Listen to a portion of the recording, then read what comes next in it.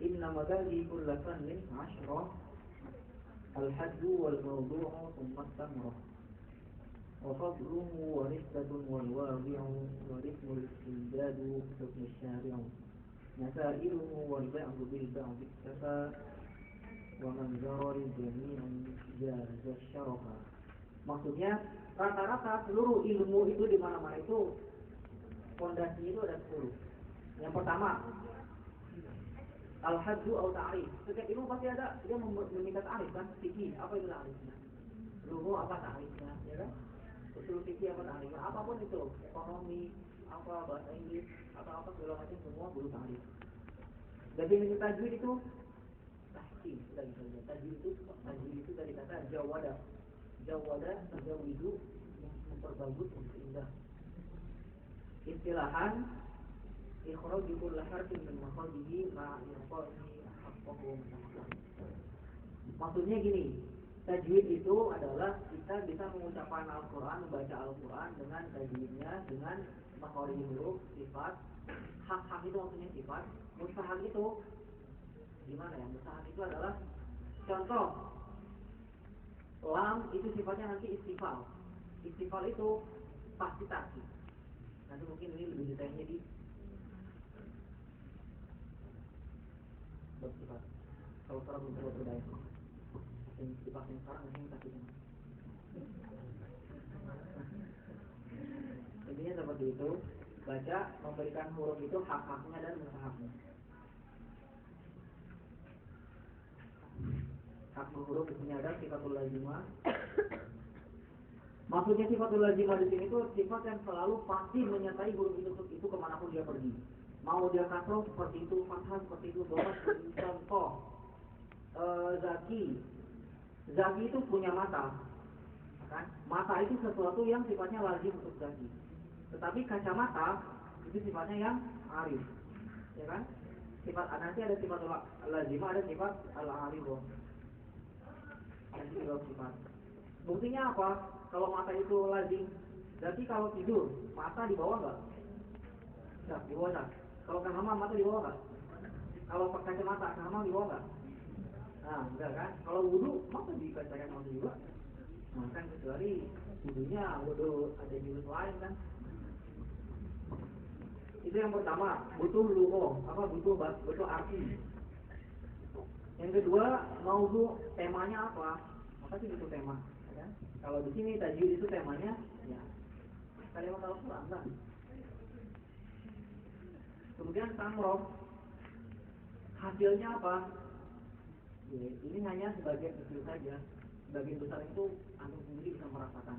Sebagian kecilnya itu kita bisa menjaga lisan kita dari kesalahan-kesalahan. Itu yang pertama, ya kan? Yang kedua, bisa menjaga keaslian Al-Quran. Yang ketiga, tentunya mengharapkan pahala. Yang keempat, hampir sendiri tahu. Yang kelima, tahu masih banyak yang lain. Ini sebagian kecil. Kemudian ilmu juga buku yang keempat itu fadluhu. Kedudukannya? Kedudukan ilmu ini. Kemudian yang kelima nisbatul, ya kan? Ya, dia salah satu ilmu syar'i ini bukan ilmu yang sifatnya ada di seperti ilmu syar'i. Yang keenam al-wadi, siapa penemunya. Nah, penemu ini kita bagi menjadi dua, pengarang kita dari sisi ilmi dan nazari. Dari sisi ilmi maksudnya pertama kali ditanzil, pertama kali dibukukan, pertama kali disusun segala macam seperti itu mungkin itu ini ada perbedaan, tapi ini nggak penting siapapun. Kalau kita kemarin lihat dari sejarah, yang pertama kali ilmu nahwu maksudnya menyusun dialek bahasa Arab itu berapa? Kan kalau kemarin lihat Abu Laswal kan, itu juga ada yang mengatakan itu Khalil. Kemudian dari sisi amali, kalau dari sisi amali itu jelas seperti pertama kali ada ilmu tajwid itu ya dari Al-Quran diturunkan kepada Nabi Muhammad seperti itu. Namanya ilmu tajwid, istimdadnya maksudnya sandarannya apa? Sandaran ilmu tajwid itu apa? Ya, seperti bacaan Rasul. Ya, ini kaf di sini salah ini salah sisi Sallallahu Alaihi Wasallam. Cuma belum diberikan sama. Kemudian yang ke-9, ini penting nih dan cukup sensitif juga. Hukm syari'. hukumnya apa ilmu tajwid itu? Hukum ini kita bagi menjadi dua, hukum mengamalkannya dan hukum mempelajarinya.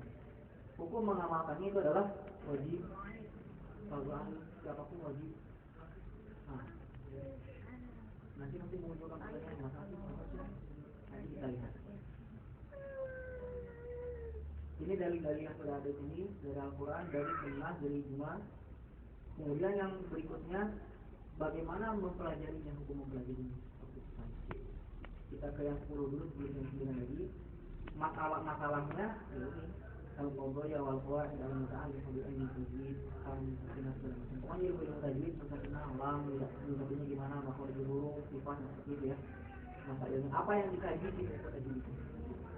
Nah, untuk hukum di sini kita akan sedikit apa sedikit. Hukum ini kita katakan wajib. Untuk hukum mengamalkan kenapa? Yang pertama, kalau dari sisi dalil jelas. Sekarang dari sisi akli. Oke. Tadi sudah. Kalau misalkan orang nggak tahu ilmu tajwid yang harusnya berhenti di situ, dia malah nyambung. Yang harusnya jangan mulai di situ malah mulai di situ kan masalah, ya kan? Kemudian yang harusnya huruf ini mengucapkan seperti itu, oh apa kul jadi kul atau sod jadi sim misalkan secara satu huruf, zal jadi go seperti itu. Kalau misalkan kita sekedar baca itu apa, kalau sekedar baca sendiri itu mungkin nggak terlalu fatal lah. Tapi kalau misalkan kita semua atau siapapun nanti kan manusia kullukum ra'in kan, kullukum mas'ulun an ra'in. Contoh lah, suatu saat nanti dia misalkan jadi seorang imam. Kalau dia jadi imam baca salah, dia nanti apa baik atau tidaknya sholat jamaah itu kan dia menjawab. Sholatnya baik, dia nanti salahnya paling gede. Tapi kalau sholatnya buruk ya dia paling pertama ditegur, menangis seperti itu kan, kalimat bohong seperti itu. Kemudian kalaupun misalkan berpikir, saya mau gak pengen jadi imam, walaupun gak jadi imam buat jamaah lingkungan, minimal imam di keluarga kalau laki-laki. Ini yang laki-laki nih, sok. Nanti ngajarin istrinya gimana? Al-Quran. Kok ada sih? Iya kan? Ngajarin istrinya gimana? Anak-anaknya nanti gimana? Pasti dia menikah, kecuali yang ada istrinya nggak nikah. Ada yang mau nggak nikah. Wah, pasti normal semuanya. Ya kan gitu tuh. Lagi-lagi berarti kita harus tahu. Kan karena kalau misalkan kita belum belajar tajwid, kita seorang muslim ngajarin gimana, ngajarin nggak ada ilmunya, maka lagi. Terus perempuan gimana? Nah, itu kan buat laki-laki. Yang perempuan nanti anak-anak kalau suami-suaminya pada sibuk di luar, yang ada anak-anak siapa? Nah, kan? Nah, belum ngaji. Siapa yang bilang mau ngaji? Ketahuan tuh ya.